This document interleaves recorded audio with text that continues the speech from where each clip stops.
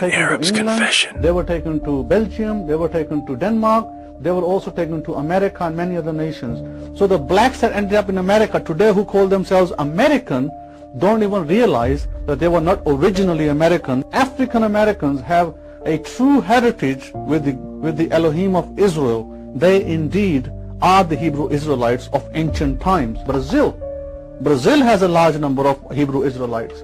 We have America. America has a large number, and even Canada has Hebrew Israelites.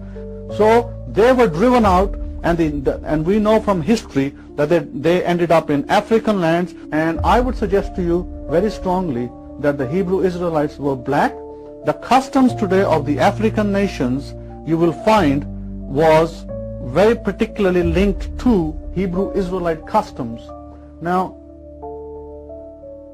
this may come as a shock to many of you.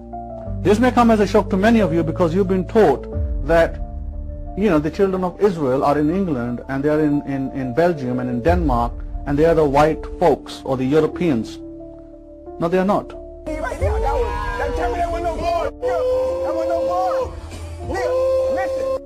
In fact, if you find the practices, one of the practices that the Hebrew Israelite customs had was a polygamy.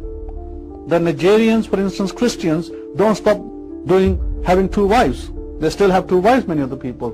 Even though the Western Europeans reject the idea of having two wives, and they want monogamous single relationships, you find that the Western people, including the American people, are stuck in their monogamous past, which was from the Romans and from the Greeks.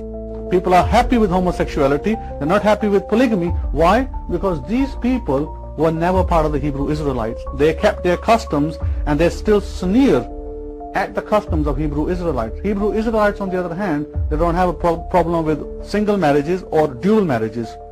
Why? Because they were Hebrew Israelites. These are part of the laws of the Bible. For instance, if you go to Ghana today, down here, you will find that the Ghanaians have a tribe called the Ashanti. The Ashanti tribe are from an area they identify in Israel called Ashan. Ashan is a Hebrew word that means smoke, and it relates to the burning. Why? Because when the Jerusalem was burning, these people left Israel and they ended up in these African regions.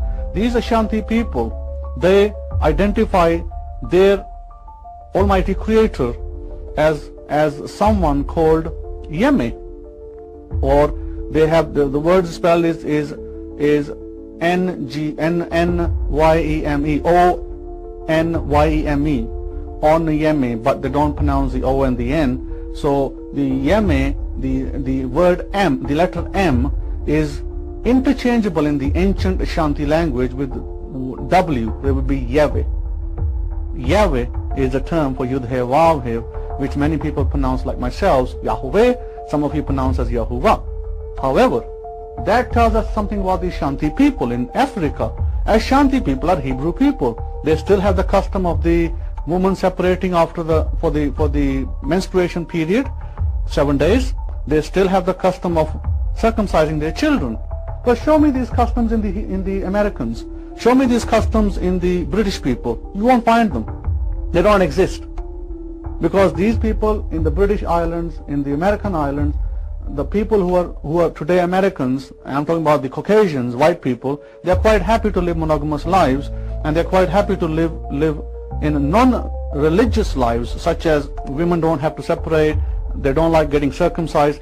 These were Hebrew customs, and these customs are despised in the West.